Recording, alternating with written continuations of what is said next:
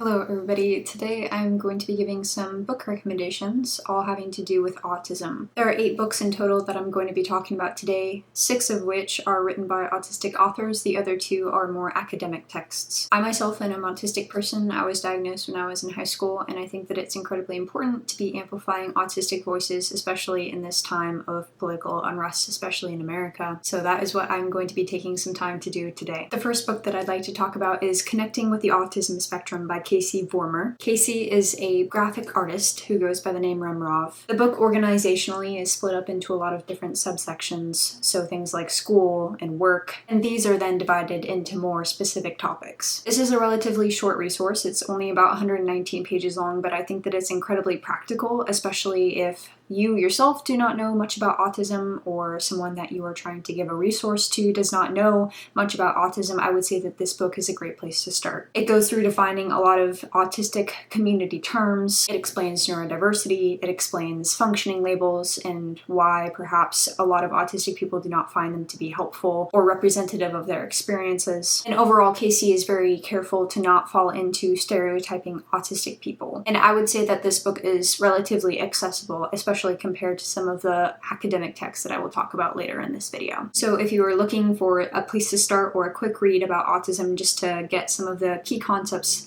under your grasp, I would recommend this one by Casey. The next book I'd like to talk about, I don't actually have a physical copy of, only an ebook version, so I will put a picture of it up here in the corner, but it is We Are Not Broken: Changing the Autism Conversation by Eric Garcia. Eric is a policy journalist, and his love of politics and his passion for this field really shows through this book about autism. In it, he addresses policy gaps, systemic means of exclusion, and discrimination against the autism community that can show up in a multitude of different ways, especially if that autistic person happens to be outside of the stereotypical norm of a white male. Garcia combats a lack of diversity that he notices in who is speaking out in the autism community by foremost publishing this book, as he is a Latino man, but he also goes to great lengths to include a lot of different interviewees in his book, so you will see an array of stories aside his own. Overall, this book works to combat the harmful narrative that autism is something that makes us broken, and that in order to live fruitful lives, we have to change ourselves. Rather, Garcia is arguing that the community surrounding us ought to be more empathetic, and ultimately this empathy of the community can be increased by listening to autistic voices ourselves, rather than only relying on the narratives of those in the field of psychology, etc. The next book is Autistic in Black by Kayla Allen Omeiza. This is another interview-based book. The author herself is a Black autistic woman who received her diagnosis while she was in her university years. She does include herself in this array of interviews, but does a good job at balancing that narrative versus those she is also interviewing. She also shares a lot of important and helpful statistics in this book, like the following. The findings of the Center for American Progress state that at least 50% of people killed by police in the USA are disabled.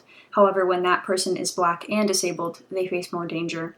According to the World Disability Institute, 50% of Black disabled people are arrested by the time they are 28 years old, and many of the high-profile murders of Black people by police were highly influenced by the disability of the deceased. Black disabled people face more of a threat in the USA because the racial hierarchy in the US ties the ideas of criminality to Blackness. This means that any misunderstood behaviors done by Black disabled people are viewed as criminal before any consideration is given to the ways that their disability affects them. One of my favorite interview subjects in the book is a young boy named Aka, and he uses AAC, augmentative and adaptive communication. While I just really loved what Aka had to say about the autistic experience, him being included in this book is demonstrative of Kayla's outreach to a number of different diverse voices. And in this, she does a great job at representing the Black autistic community. The first 3 books that I've talked about were more informative, having to do either with defining terms that relate to autism or politics. The next 3 books that I'm going to talk about are more memoir style in their genre. And the first one of these is But Everyone Feels This Way: How an Autism Diagnosis Saved My Life by Paige Layle. Paige is a content creator that I have personally been following since 2020. In this book, she shares her personal experience of growing up undiagnosed until the age of 16, and how this lack of a diagnosis and lack of self-understanding upbringing led to her having an array of mental health issues. The thing that I love most about this book is that Paige's unique voice really shines through when she is describing her childhood and the issues that she was facing. She does not take on a retrospective, heavily analytical tone. Rather, she lets childhood issues remain childhood issues, and she explores them through the lens that she first encountered them. She is essentially not trying to take a grown-up's perspective and apply it on to a childhood memory. Another thing that I really like about this book is that the beginning of each chapter features a poem that Paige has written. This one is called Light in the Dark, and it comes from page 127. A diagnosis or a label, a name, a category, a group is relieving because it says somebody understands you. Not like that black hole of internal isolation when you feel complete individualization.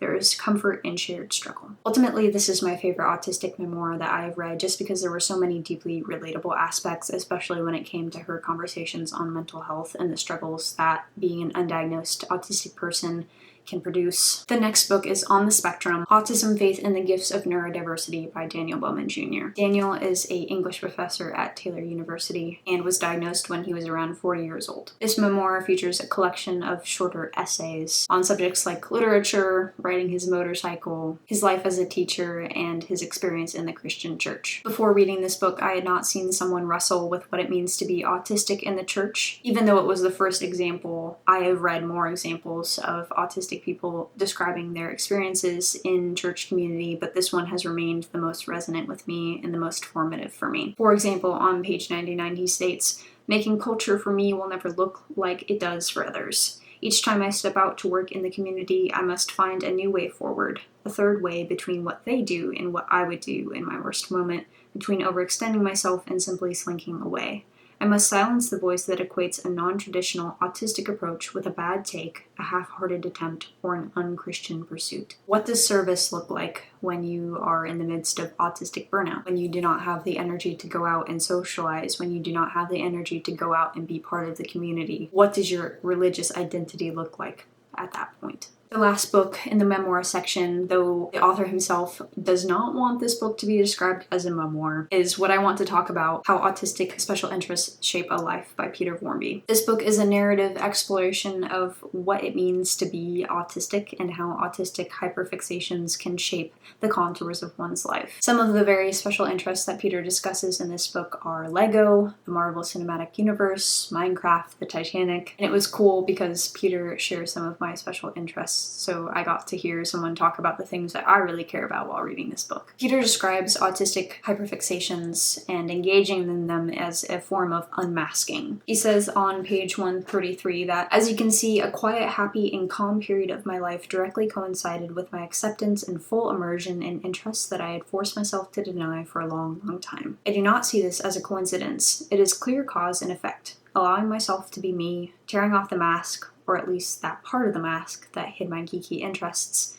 that I'd worn for too long, had done my mental health the world of good." I've never heard someone explicitly describe engaging with special interests as a form of unmasking, but the moment that he did say that, I thought to myself, yes, that is true. A neurotypical person could just not write this book, and this uniquely autistic voice is what I think I find so enamoring about it. Overall, this book felt very conversational in tone, as if I was just chatting with Peter about his own special interests, and it is crazy to me that I can have so many things in common with a 40-year-old man living in the UK. The ways that our special interests can connect us to different members of the autistic community is just a really beautiful thing, and I really enjoyed being able to experience this in book form. Okay, so the last two books that we have here are the more academic texts that I was mentioning. So these two scholars have not described themselves as being on the autism spectrum. That's not something that I've found them disclosing anywhere, just to be transparent about that. The first one is War on Autism, on the Cultural Logic of Normative Violence by Anne McGuire. This book is an adaptation of Anne's doctoral thesis, and it definitely reads as such. If you end up reading We're Not Broken by Eric Garcia, the first chapter of his book gets into the origins of autism and how it was wrapped up in eugenic science during the Nazi regime, and he ultimately maintains that autism is not a sign of brokenness that should be fixed. If this conversation intrigued you and you want to go further into depth, Anne's book in its first few chapters does a great job at really exploring some of these similar topics, both in their historical context and their relevance to today. Ultimately, though, McGuire is particularly interested in the rise of violence against autistic people, especially cases of filicide that began to occur in the early 2000s. She draws connections ultimately between the War on Terror and what she is calling the War on Autism. She cites that there is similar language present in the Combating Autism Act, which was passed by the United States Congress in 2006, that we can also see in awareness campaigns put out by different organizations, especially those by the Autism Society of America in 2005, NYU in 2007, and Autism Speaks in 2009. Something that I really do appreciate about Anne's research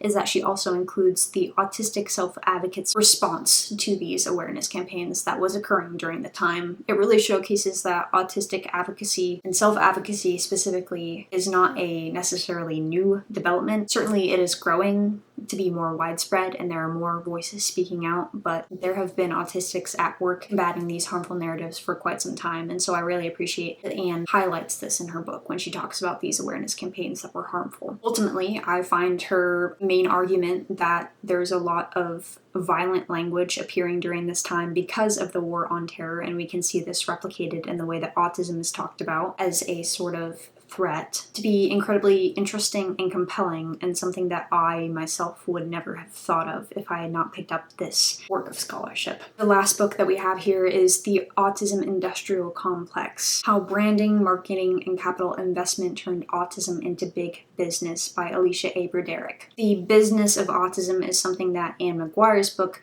very briefly touches on, and this book is very much so an expansion of this idea of what is the business of autism. Building upon the idea of autism as a social problem which must be either cured or even eradicated, Broderick points out how autistic bodies themselves are being commodified under what she is terming the autism industrial complex. She points out foremost that it is impossible to talk about autism or the business of autism without contributing to it. There is money to be made in every single sphere, whether it be diagnoses, different behavioral intervention therapies, advocacy organizations that are both helpful or destructive, content about autism like this video, and products that are marketed towards autistic people. Similarly to how Anne McGuire was pointing out the connections between the language in the War on Terror and the War on Autism, the parallel that Alicia Broderick is making in this book is between the military-industrial complex and the autism-industrial complex. She writes on page 15, Eisenhower saw inherent danger and hidden costs in the tempting profitability of the military-industrial complex. He feared that the industry would be driven not by the interests of national security, but rather by the interests of private and corporate profitability. He also feared that the human costs of military proliferation would be regarded as insignificant in the face of its profitability. Likewise, we fear and assert that the autism industrial complex is driven not by the interests of autistic individuals, but by the interests of those who stand to profit from the autism industrial complex. This book sits in the intersection between cultural politics and the political economy. Ultimately, I would recommend this book to anybody who is looking for a scholarly text that explores how our capitalist perception affects how we view autism. So, with that, I will conclude my autism book recommendation video. I hope that you heard one that spoke to you and that you will do some more reading about autism as a topic, whether you yourself are autistic or you have someone in your life that is, or you just want to learn more about something that you don't know much about. Thank you so much for listening to an autistic voice talk about other autistic voices and what they have written about a topic that is very important to me in my life. And I wish you happy reading.